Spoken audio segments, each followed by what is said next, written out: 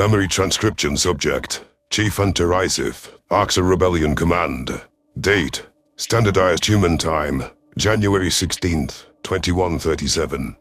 I recalled my first unfiltered research into Earth when I read what they said about the Arxa. Despite rampant empathy, it was doubtless that they were predators. Their history involved dominating their world and harnessing it to suit their whims. When I understood that the Venlil were considered equals, not a pet or a tool, it required executive judgment about whether Terrans could be an ally. Their social nature was my perfect excuse to cover for their lofty ideals. Upon reaching the determination that humanity was a predator race, I took it upon myself to read their military doctrines. One adage that caught my attention was, "The best defense is a good offense." It was exemplified in the Sol system, lobbing asteroids with FTL drives and ambushing the extermination fleet with nuclear weapons. An active, energized attempt to hold the Harchan system was what I expected from Terrans. Watching the UN forces curl up into a ball at Fal didn't make sense until it became clear that this was bait. Signatures climbed into the upper reaches of the atmosphere, ascending all the way from Fal. These were surface-to-space missiles, a concept that required pinpoint calculations. To accurately target something in orbit from the ground took unfathomable skill. The humans must have been mastering similar crafts for years. The name of the satellite wars rang a bell in my head, and I considered asking the Terrans about it. If we were to be future allies, I should have more than passing knowledge of their abilities. "This is tech from your satellite wars, yes?" I inquired. "Do you remember those?" That was years ago, before Oleg or I were born. We're 22nd century babies, Generation Eta. I know what they taught us in school, and Oleg knows what he's read on conspiracy blogs. Lisa answered. Oleg admired the viewport. I do know the mainstream narrative. I just don't blindly accept it. They say the conflict didn't seem that bad. It wasn't supposed to be a real war. We were only shooting satellites out of the sky and poking at the digital boundaries. Those were just things, not people or places. No soldier ever fired a shot at another. But someone crosses a line and it escalates, like a domino effect. Suddenly, you have a nuclear reactor meltdown in Mississippi and power going off in winter in Shenzhen. South American countries and African trade blocs get roped into embargoes. Now they're on the shit list. China hits a French satellite by mistake, aiming for a US spy satellite, and now the EU's throwing retaliation shots. All this to say, yeah, we can snipe things out of the sky, no problem. Surface-to-space missiles can be hidden in the ground, thousands of them. The Kolshians come here, thinking they're going to orbitally bomb us and our pretty little buildings, and the planet pulls an Uno reverse card. Felra's whiskers twitched. And this also functions as part of a missile defense system. Zal mentioned it at Proxima Centauri. The history lesson is riveting. Humans call something a war where they didn't even shoot at each other. Kaisel's voice was thick with irritation, though he kept his words civil. I feel much better about our chances today. Laugh at cyber warfare all you want. The Dominion and the Kolshians sure aren't. Oleg said. Nor am I. The humans always know more than they should, and it is a benefit to our cause. Kaisel, unless you wish to be social, provide only battle updates. Disdain simmered in the Axarunt's eyes. Thousands of missiles in viewport range. Your savageness. Firing on the Kolshians, not us. It's a lot for them to intercept at once. The warheads continued their flight toward the heavens, white daggers rising from Fal's verdant surface. Powerful engines propelled them toward targets, and onboard homing systems kept them trained on hostile Kolshians. Felra tensed on my shoulder, pressing her cheek against my neck. Her side-facing eyes were absorbing the scene from the viewport as the enemy scrambled to account for all inbound munitions. Should I shield Felra from watching the assumed casualties that are about to play out? No. She can exercise her own discretion. She's an integral part of my team. Knowing how humans operated, I found it hard to believe that this plan was a one-trick pony, as they said.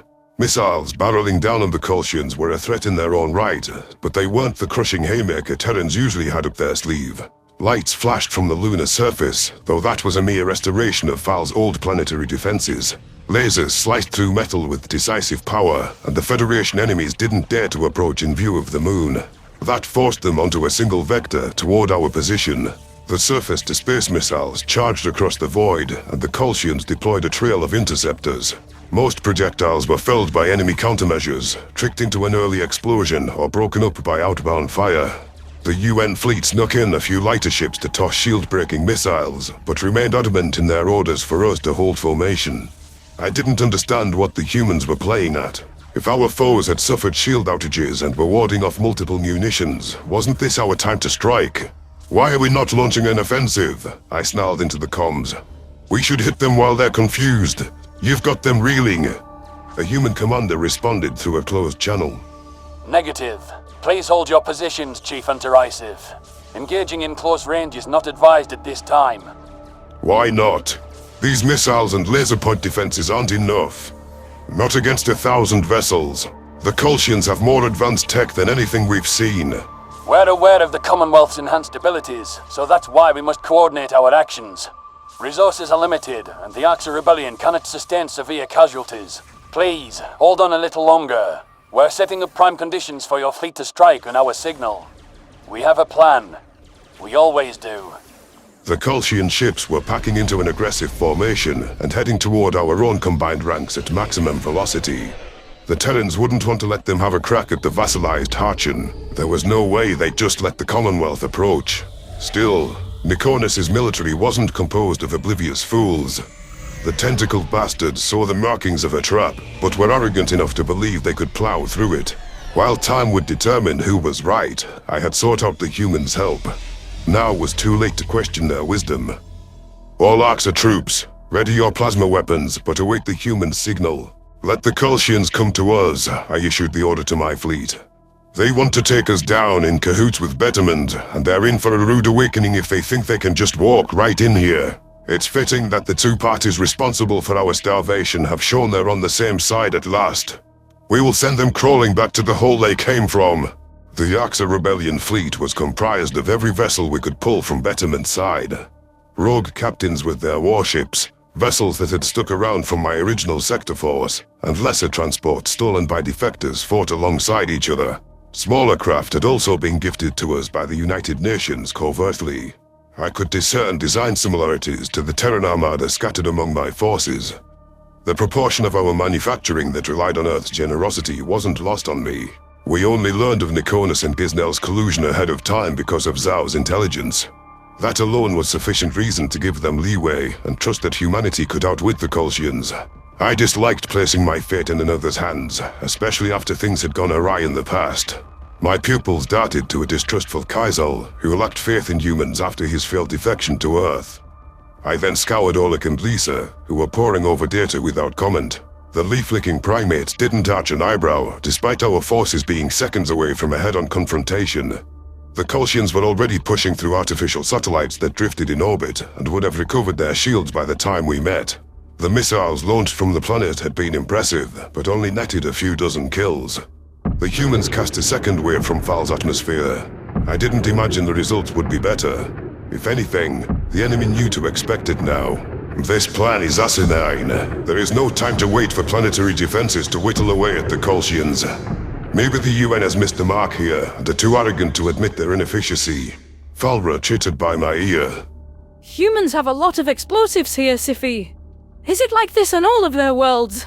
Let me consult the schematics they gave me of all of their defenses and contingencies. Zhao hands that information out at public request, I grumbled. So you're moody. I'm scared too, but I'm sure these are different missiles than the first ones. They had lots of bombs in their staging system. You don't know how to read sensors, rodent. There's no difference between these missiles and the few thousand in the last wave. Kaisel spat. The same fucking make.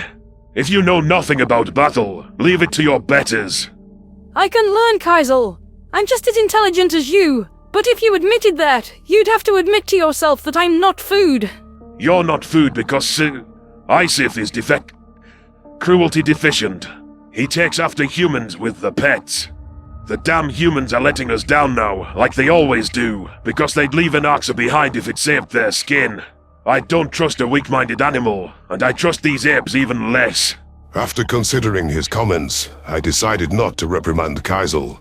It might behoove me to revise my strategy for bringing him under my control if I didn't want to execute him for insolence. Food and opposing Betterment weren't making him cordial. However, what he claimed about the new surface-to-space missiles was true. Sensors backed up his initial claim that these defense weapons were identical to the first wave. Even I wondered whether the Terrans were losing the thread.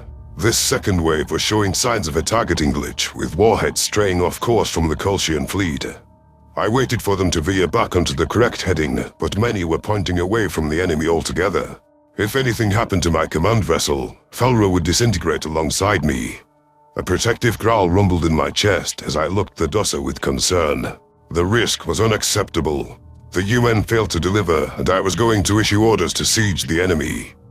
A sudden explosion appeared on the viewport, away from any Kolshian vessel. That was followed by another payload striking the wrong mark, and then another. The explanation for why the missiles weren't homing in on our opponents presented itself. The moronic Terrans had accidentally lobbed their weapons into Fal's artificial satellites in what could only be described as an utter failure of their targeting. Anger burned in my chest, and I wasn't sure I could resist the urge to berate them for incompetence. I thought I could trust humans. If I'm honest, I admired their inventiveness. The one time I'm depending on them for the future of my species, they shit the bed. Fixing a scorching glare at the viewport, I watched a surface-to-space missile take out a satellite. It was ironic, per the now infuriating history lesson I'd received. Taking out orbiting objects was why these weapons existed in the first place. Perhaps its programming hadn't been altered to steer it away from artificial debris. The impacted satellite was ripped into thousands of tiny pieces, which rocketed around the planet's birth like a whirlwind. Most microscopic shards were hurtling toward the Kolshians. Shrapnel impaled the oncoming enemies within seconds, puncturing vessels in multiple compartments and crippling important functions. Navigations went haywire following hits to specific hull regions, whereas a lucky blow to the centrally located drive sent a handful of enemies up in a fireball. The perils were compounded on isolated manned ships, where debris could slice into the bridge and its personnel. Fortunately for Felra's sake, most foes were drones, so casualties wouldn't weigh on her conscience. Their automated ships are built for evasion, but how do you evade a wall of debris? No calculation will save them, I mused to myself. Human command flickered back onto the comms. Arxa forces, you are a go to engage the enemy. Harass their flanks and target weakened ships. Keep behind the moving cloud of debris. Copy that. All Arxa forces, the Terrans have baited vulnerable prey and signaled our opening to pounce. Let's remind these miserable herbivores who the actual hunters are. Miserable herbivores! Felra squeaked as I switched off the channel. Don't be like that. You can do so much better. I want to see a day where you make peace with miserable herbivores. Miserable isn't a flattering qualifier, nor is it one I use as a blanket term. The Kolshians fit that description, so it is appropriate here. They are not who they say they are, yes? Their deaths will not be mourned by anyone with a worthy opinion. Oleg chuckled. Truth. Go get him, Siffy boy. The arboreal predators migrated from their defensive arrangement and brought their ships into firing range. Few Kolshians had escaped the consequences of the satellites, which had acted as grenades when they blew apart. The power of a single missile was amplified into a lasting storm that made our orbital passageway unassailable. The Commonwealth was hellbent on quashing my rebellion, but they didn't wish to lose every vessel. Enemy ships peeled back, likely having received a command to retreat. I watched over my fleet as they snapped up stragglers with deadly vigor. The humans pressed as deep as they could afford to risk. Any crippled vessel became an immediate target for the Earthlings. To think I'd been livid with them for a brilliant strategic play. The Kolshians needed to set the terms of their engagements with the United Nations because they weren't gaining any traction on prepared Terran battlegrounds. My movement would survive another day and be ordered to these weaponized defenses. The Secretary-General had earned a humble thanks for his intercession. Woohoo! What did I say about Calamari? Oleg cheered. Lisa smirked to herself. Don't jinx us. Wait for the last ones to be mopped up before you pop the champagne. Let me gloat a little. Especially after Kaisel said he doesn't trust those apes. The Arxa advisor scowled. I made the mistake of trusting humans once. Your species' character doesn't change because of one victory against prey. Shh! You're tempting fate. Don't use the word victory until they're all gone. Lisa shot back. Huh. No talking is perfectly fine by me. It wasn't a long wait for the conflict to resolve itself, per Lisa Reynolds' superstitions. The last Kolshian craft were downed or chased from the system within minutes, sent to nurse their wounds elsewhere. I had the presence of mind to commend the humans' efforts over our shared channel where my command could hear. While the United Nations was not an official ally, this showing renewed my confidence over the impact they could make when they joined our clash with Betterment. If the rebellion held out long enough, we'd have the most devious predators in the galaxy on our side. That was an unparalleled advantage in my book. This sent a message to every Arxer rebel about the competency of our fellow hunters. I hoped the humans would succeed with their quest to topple the Federation in a hurry. Whatever could be done to curry Terran favor, Zhao must be convinced to back us when his aid was needed again.